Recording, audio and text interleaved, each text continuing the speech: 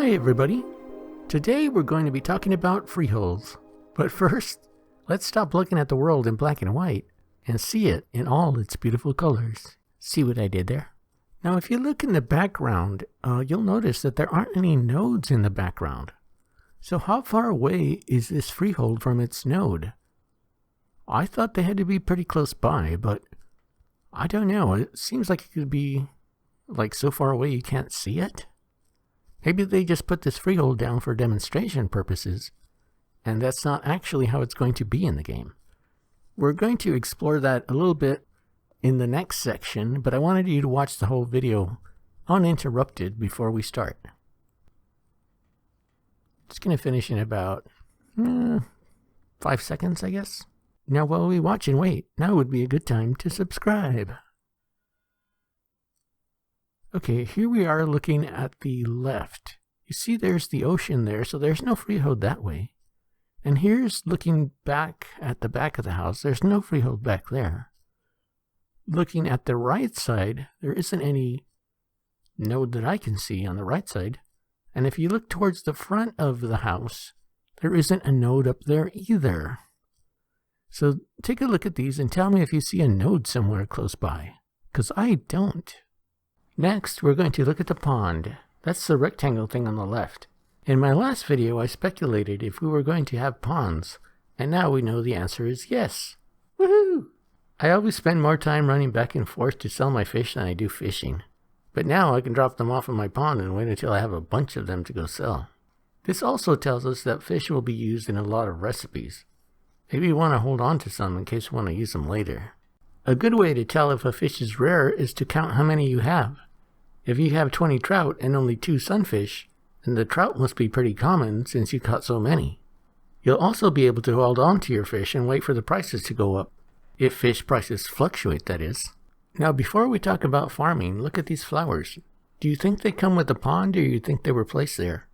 I think maybe flowers will be placeable because Margaret likes flowers, and she said in the past that she can't wait to decorate a freehold with them.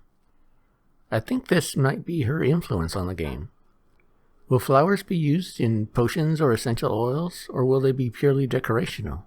New things to speculate. Here is the farm.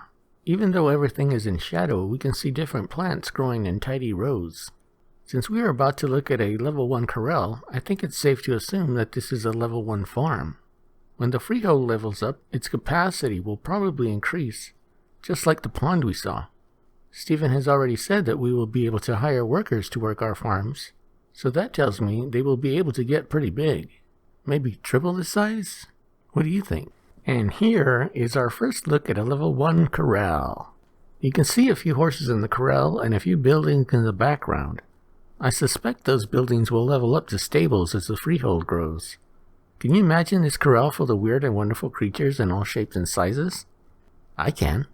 This is the patio area, good for sitting and chatting with friends around a warm fire.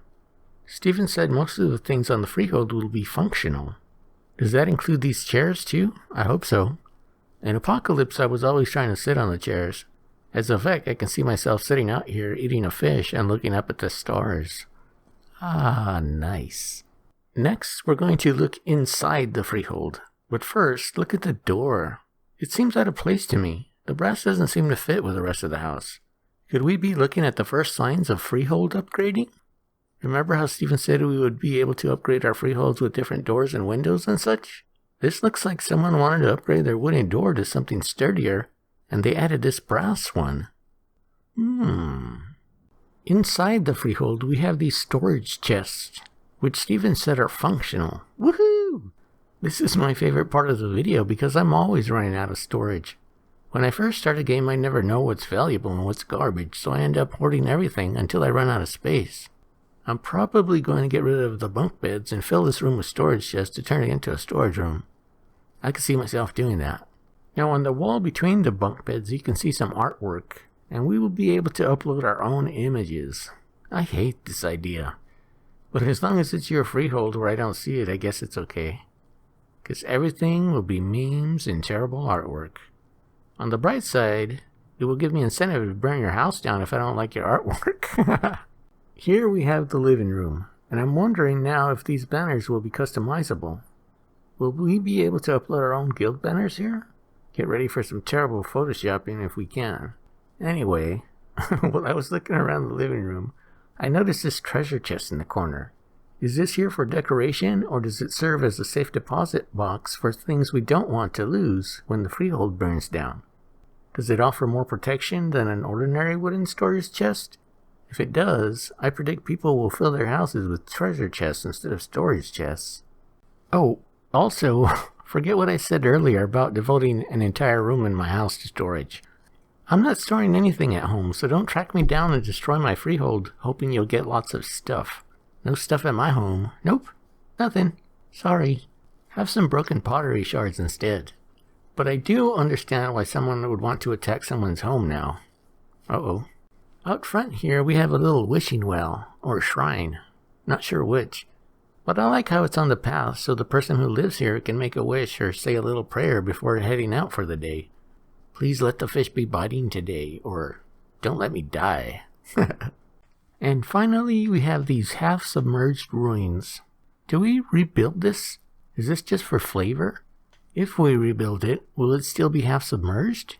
This tells me the sea level on Vera has risen in the last 700 years. Does that have anything to do with the lore? Probably not. It's probably just flavor ruins.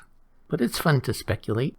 Speaking of speculating, does living next to the sea give the farm a boost, or is it only fresh water?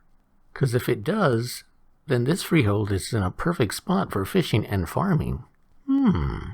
You can speculate on that until my next video, but in the meantime, don't forget to subscribe. See you in the next video.